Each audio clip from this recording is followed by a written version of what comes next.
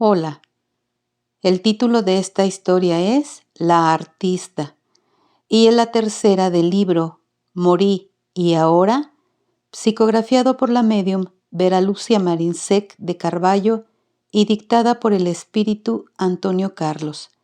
Que la disfrutes, pero sobre todo que provoque un cambio en ti.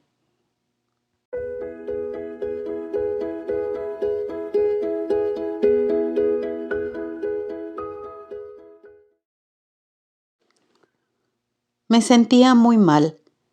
Sabía que la enfermedad que padecía era incurable. Estaba sufriendo mucho y el tratamiento era muy doloroso. Muchas veces le pedí al médico que conocía desde que era niña que por favor interrumpiera el tratamiento. Esos medicamentos me hacían más mal que bien. Él me dijo que estaba equivocada y que aunque fuera doloroso, era lo mejor que la medicina podía ofrecerme. Mi querido doctor debió haberlo pensado mejor y haber hecho lo que yo quería, dije suspirando. Mi mayordomo o secretario, ya ni sé lo que él era para mí, porque hacía de todo en casa. Pensándolo mejor, la definición que le podría dar era de amigo apasionado. Él entró en la sala donde yo estaba. Silencioso y triste, abrió la cortina de una de las ventanas. No dijo nada. Estaban él y una de las empleadas que se quedó conmigo para lo que yo necesitara. No quería conversar. Primero, porque ya no me gustaba hablar y no tenía nada que tratar con nadie, a no ser de enfermedades, y eso me cansaba. Segundo, porque después que mi hijo murió, me desinteresé por todo. Tenía bastante dinero y el mayordomo lo administraba muy bien. Cerramos la casa con nosotros adentro, para que los periodistas ávidos de noticias no consiguieran ninguna foto mía enferma en esta situación. Ya no era la joven que un día fui. Mi mayordomo nunca me dio motivos para llamarle la atención. Abrió la cortina de la ventana que estaba al fondo de la casa. ¿Cómo me desagradan los periodistas?, dije bajito. Él me escuchó, se aproximó y cuidadosamente tomó la manta que estaba sobre la poltrona y con ella me arropó. Lo miré agradecida.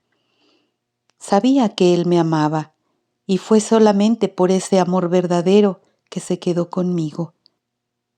Era mi empleado hacía años. Uno de mis pretendientes insinuó que él estaba enamorado de mí.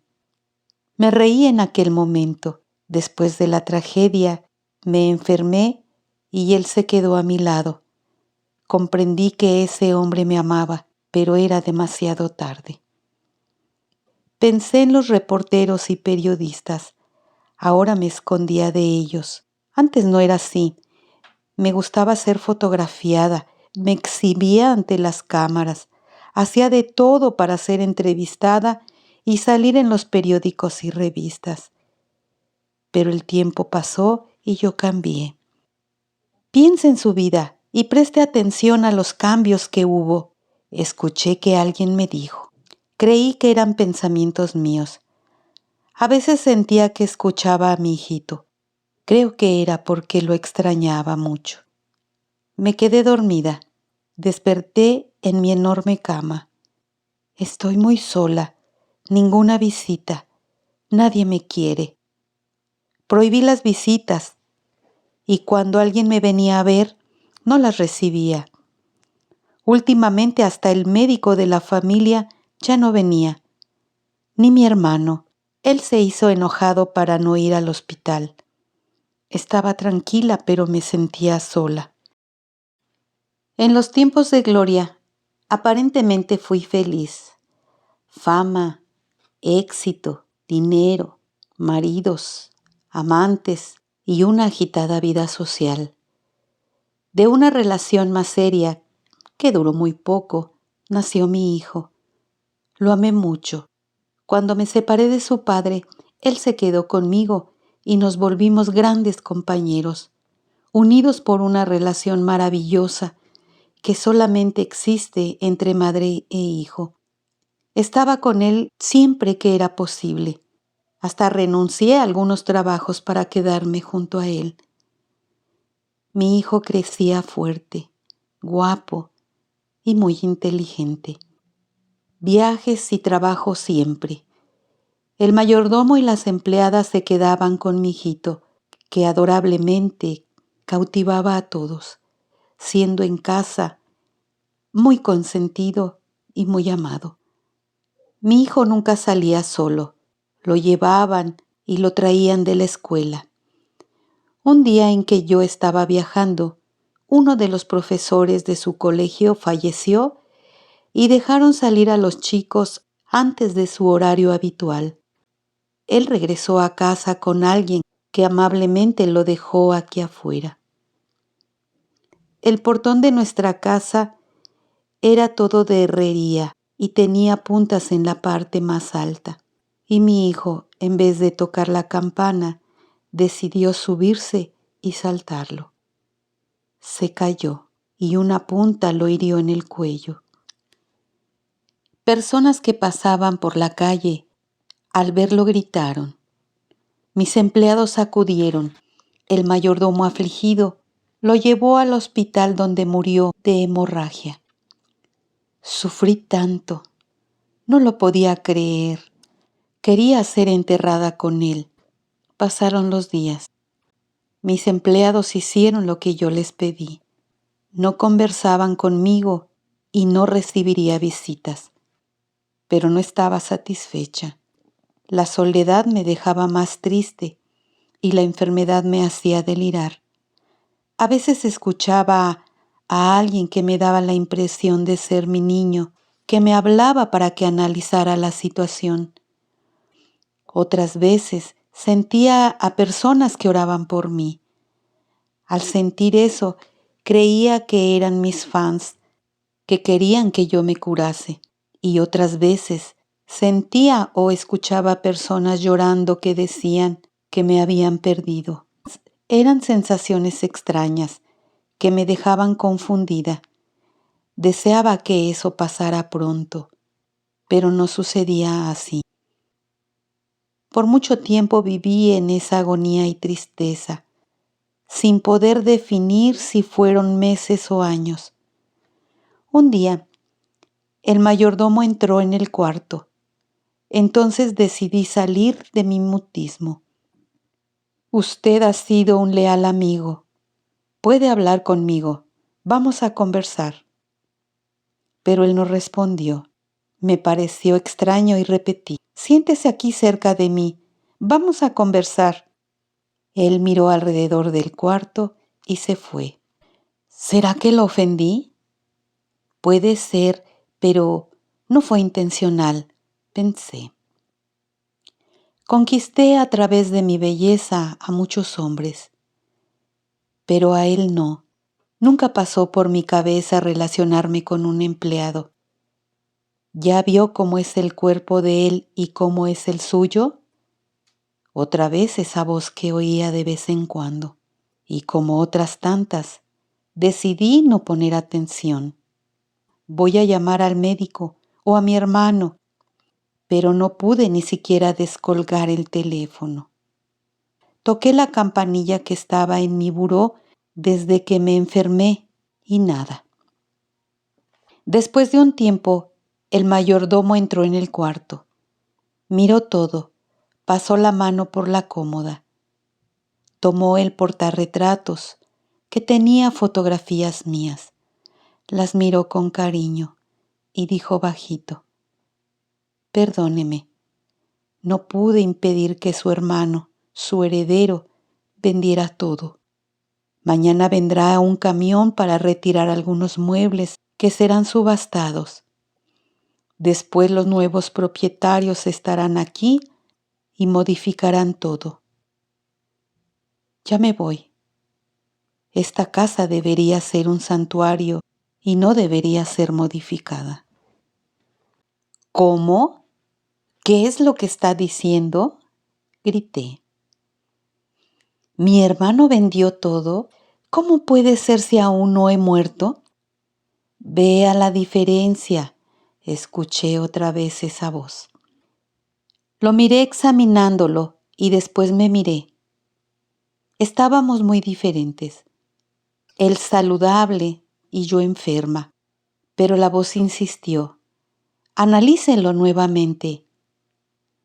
El mayordomo lloraba con sentimiento. Entonces percibí que su cuerpo era sólido, consistente, y el mío era leve, muy ligero y diferente. Le pedí al mayordomo que se quedara conmigo en el cuarto, pero se fue. Escuché ruidos. Abrieron el cuarto y mi hermano y el mayordomo entraron. Mi hermano ordenó: Usted, por favor, recoja lo que era de uso personal y esos retratos también. Coloque todo en estas cajas. Me las voy a llevar. Después resuelvo lo que haré con eso. Señor, ella nos hará falta, dijo el mayordomo. Ya lo sé, pero entienda que no puedo dejar esta casa en el abandono. Además, yo no pretendo vivir aquí. Comprendo, expresó el mayordomo muy triste. ¿Por qué hace eso? Le grité. Mi hermano suspiró y dijo como si hablase a sí mismo. Ay, hermanita, mi hermanita muerta, no lo puedo creer. Un artista como ella no debería nunca morir. Hay personas que vinieron a la tierra para ser eternas. Abrí grande la boca de espanto. ¿Yo morí? Deben estar equivocados. Yo estaba ahí, enferma pero viva. Los miré. Estaban serios y con expresiones de sufrimiento, y no iban a jugar con ese asunto tan serio, la muerte. Me estremecí de miedo y nuevamente la voz. Calma, ¿usted nunca pensó en las cosas buenas que hizo? No estaba muy animada, pero recordé. Practiqué muchas caridades. Tenía mucho dinero. Nunca maltraté a nadie y ayudaba siempre que podía, sobre todo a los que estaban a mi alrededor. ¿Y qué es lo que más quiere en este momento? La voz me preguntó. Ver a mi hijo, respondí suplicando. ¿No le dará miedo? No. Sentí que alguien me tomó la mano. Miré y vi una manita. Me deleité con el contacto y con el cariño. Y junto con la manita se fue materializando la figura de mi hijo. Hijo de mi corazón, me veniste a ver, me haces tanta falta. Mamá, mi cuerpo físico murió, pero estoy vivo en espíritu. Le pedí que observara a nuestros empleados, a los dos que se quedaron en esta casa. Mi hermano la quiere vender, dije sentida. En eso, el mayordomo regresó con las cajas. Abrió la cómoda, fue tomando algunos objetos y colocándolos dentro. Él es nuestro amigo querido, dijo mi hijo. Obsérvelo, mamá. Él es diferente a nosotros. Nosotros dos morimos y él no. El mayordomo lloraba y yo también. ¿Y ahora, hijo mío, qué hago? Pregunté con ansiedad y miedo. Venga conmigo. Este lugar es morada para quien aún tiene el cuerpo carnal. Nosotros que lo dejamos, tenemos otros lugares para vivir. Nos abrazamos. Confié y me fui con él. Me sostuvo y volitó conmigo. Fui acogida en una colonia espiritual y después internada en el hospital. Mi adaptación fue larga. Me sentía enferma. Tuve que recibir mucha ayuda para sentirme nuevamente bien. Cuando mejoré, tuve necesidad de las actividades artísticas, de ser admirada por los fans. pero finalmente me acostumbré, sobre todo porque tenía a mi lado a mi hijo. Y la vida continuó muy diferente para mí. Estaba acostumbrada al lujo, a ser servida. Allí todo era lindo, más simple, y tuve que aprender a servir. Al desencarnar, mi espíritu fue desligado de la materia y mi cuerpo fue enterrado en una gran ceremonia. Yo me quedé en la casa, sin comprender lo que me sucedió. Me quedé mucho tiempo confundida. Mi hijo iba siempre a visitarme, intentando explicarme que mi cuerpo físico había muerto. Era de él la voz que ocasionalmente escuchaba. Y el mayordomo, amigo fiel, de hecho me amó. Se dedicó a mí con fidelidad. Se quedó todo el tiempo que pudo en mi casa, encargándose de todo. Los fans se compadecieron de mí y de mi tragedia, con el accidente en que mi hijo desencarnara y con mi enfermedad. Muchos lamentaron mi desencarne y oraron por mí. Otros lloraron, pero todo pasó. Poco a poco me fueron olvidando. Algunos aún me recuerdan. Me esforcé mucho para ser conocida y admirada. Sufrí como una persona común y al final solamente pregunté, ¿qué hago ahora que morí? Tiempo después, cuando tuve conciencia de ese hecho, fue una sensación muy extraña. Sentí un vacío, como si pasase por una puerta y esa puerta se cerrara y no sabría lo que encontraría al frente, aun con todo y que Dios misericordioso permitió que yo encontrara a mi hijo. Tengo planes de aprender para ser útil aquí en la espiritualidad. Deseo trabajar auxiliando a los que sufren. Quiero olvidar el pasado, pero a veces soy reconocida aquí en el plano espiritual. ¿No fue usted artista? Sí, respondo. Después de que me observan y que hacen algunos comentarios, regresamos a nuestras actividades. Sé que esos hechos serán cada vez más raros, porque todo cambia, todo pasa, y solo permanece con nosotros lo que en realidad somos. Explicaciones de Antonio Carlos. Nuestra invitada no se quiso identificar, porque nombres son para que seamos identificados para una encarnación. Podemos volvernos conocidos por muchos motivos, por ser talentosos o por un trabajo serio, sea ya en las artes, en la ciencia, la religión, etc. Ya tuvimos muchos nombres y seguramente tendremos otros más. Y todos nosotros hemos enfrentado y nos enfrentaremos aún con la muerte del cuerpo físico, famosos o no. Muchos se preguntarán qué es lo que sucede con las personas conocidas y que tienen muchos fans. La desencarnación para ellas no es diferente. El cuerpo carnal muere y el auxilio inmediato es para los justos, y muchos son socorridos hasta antes de su último suspiro.